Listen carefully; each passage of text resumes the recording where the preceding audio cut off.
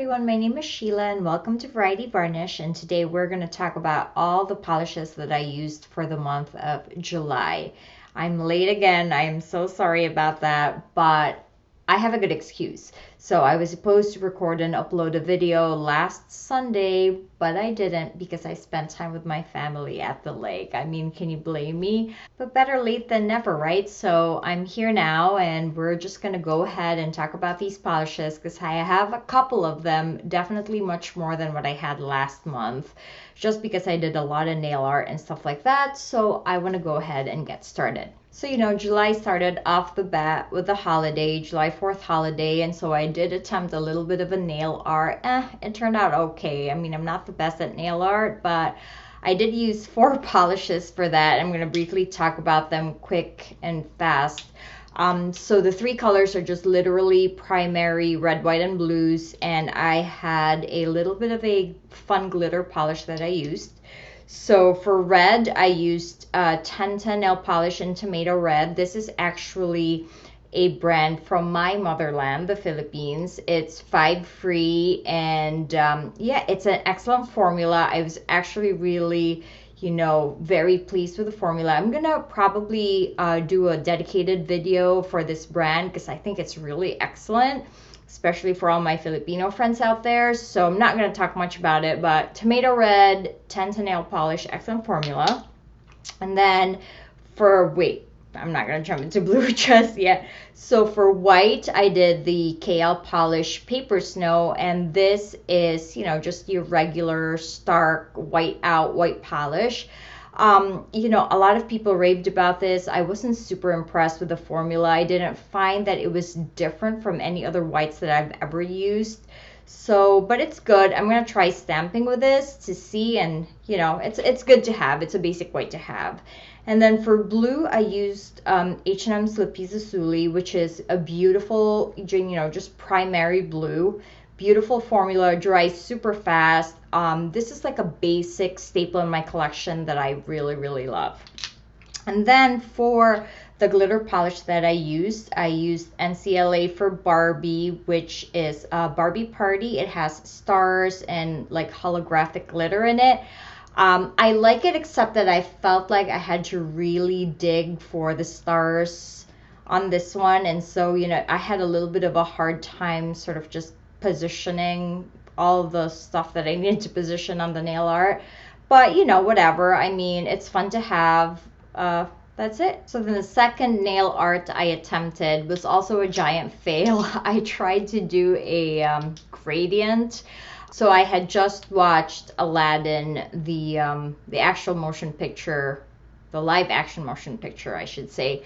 And I was super inspired by all the colors that Princess Jasmine wore. And I'm going to insert a photo somewhere over in my screen to show you the photo inspiration. And I also have it on my Instagram. But so I picked these 2 colors. This is Essie's Tour de Finance, which is a bright hot fuchsia pink with some blue violet micro shimmer in it. And then I tried to do a gradient with Nautical, which is this beautiful sort of turquoise, teal, blue, green with some silver micro shimmer in it. The gradient was a fail, but I think with a little bit of practice, I might be able to sort of make something out of it. But these 2 are beautiful colors. This fuchsia, my goodness, applied so well. And I think this one, because, I erased one of the gradients I did, and I just said, oh, what the heck, I'll just paint my accent nail with this color. This also applied very beautifully. So these 2 colors are so beautiful to me. Incidentally, when I recently bought something overseas from Nelly.com, it was Essie Summer Solstice.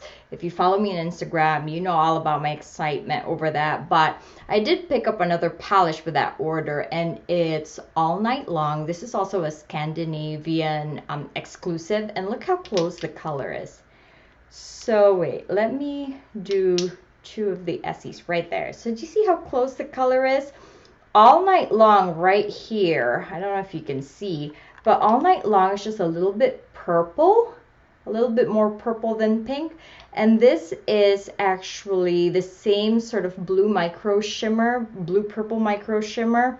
So yeah, it's so funny. Like sometimes you're just so drawn to the same colors. I'm like, oh wait, that looked familiar, and that's probably why I bought it. But now you can see all night long, or this is Tour de Finance and this is all night long. All night long is definitely a little bit more purple than Tour de Finance, but very happy with these colors. You know, summer isn't summer if you don't wear bright colors. So the third mani I have is an indie, and this is Colores de Carol. I'm gonna try to focus this. This is Colores de Carol in Ina. And it's such a beautiful white crowley polish with some gold, red, orange, and some bar glitters in there. So normally I don't really love all these like glitter polishes and stuff, just because the removal of them is just a little bit tricky, and this is no different. Like I struggled a little bit removing this from my fingernails, but oh my god, this is so beautiful. I mean, look, I hope my camera focuses, but it's just so gorgeous. Super gorgeous. Wait, let's see if that does that. Can you see that? There you go. So application was beautiful for a white crowley. Again, like I said, removal was a little bit difficult, but then, like, you know, I'm just such a baby with removal and stuff like that. But this is a beautiful polish, and I'm so happy to have it in my collection. So another polish I wore for July is Zoya's Amy. I mean, my goodness, look at that. That is absolutely gorgeous. So Zoya's Amy is described as a full coverage red orange foil metallic. So full coverage, I'm not so sure. The base is actually super sheer on this one. What makes it super opaque is really the sort of gold micro shimmer in it. I actually put a wide brush in it because I found that the formula on this one was a little bit runny, and so I figured it would be easier the next time if I have a wide brush on it. So nevertheless, this is a beautiful, I mean, absolutely show-stopping gorgeous polish. Again, the removal was a little bit tricky. I had like micro glitter all over my fingernails, which I, you know, even after like the next manicure, I still had some glitter afterwards. And so, you know, but the color payoff, it's just a beautiful, beautiful polish. I don't regret having it in my collection. I'm gonna wear it again some other time. Actually, I really just thought this would be a perfect transition color from summer to fall, because it has that like gold orange kind of fall vibe, but also it's super bright that it still screams summer. So this is beautiful, and this is Zoya's Amy. So of course Zoya's Amy was not enough, and I had to bring in a pop of super, super bright yellow, and this is L'Oreal's Banana Pop. I always try to like do a nostalgia sort of mani, and this was my nostalgia mani probably for the month of July. This is a beautiful medium bright yellow cream. Formula is like really awesome for yellow, opaque in 2 coats. It, you know, obviously is a little bit thick, and it has a little bit of a problem self-leveling, but nonetheless still beautiful, and like, you know, definitely worth it if you want to work with it. So this is L'Oreal's Banana Pop. And then I wanted to wear an indie, but anyway, like so much hype over this polish, and I can totally understand. This is Pahlish's The Bell Witch. First of all, Google The Bell Witch, and that story is super duper curious. Like, it's an amazing story. Like I usually do my nails around midnight, or so. Like I usually finish around midnight, and so then I kind of Googled what the Bell Witch was all about, and oh my god, I spooked myself before bed. But anyway, this is a beautiful sort of light lavender, soft lavender cream with, you know, the standard or the classic polished gold flakies. So beautiful. Honestly, it looks pink to me. It looks like a cool toned pink to me. And if I can be permitted to call this a pink, this would probably be so far my favorite pink of 2019. This is absolutely stunning and unexpected for me, because I really thought that this was not gonna fit well with my skin tone, but it's so dainty, so beautiful. I can totally understand the hype. So this is Pahlish's The Bell Witch. So the next stop is Essie's Vice Versa. This is a neon green. So I would call this a very bright lime green. So I did 3 coats, no white undie, and this dries matte. But the weird thing about it is that when it dried, it was sort of like that, it had that consistency of like, you know how those like kind of toy peel off polishes that your daughters would have from like TJ Maxx? It kind of had that consistency. So as I was applying it, which by the way, application wasn't awful in this one. It was really unexpected. I was very happily surprised that it wasn't awful. But as I was applying it, I was like, oh, this does not look good, friends. But so I was like, should I keep it matte? Should I keep it this way? It totally looked like a toy polish. So then I put a glossy top coat on it, and then, oh my God, the color just popped. It was actually super beautiful. So I'm really happy I kept this. I'm very happy that I did this mani for Essie Club collab.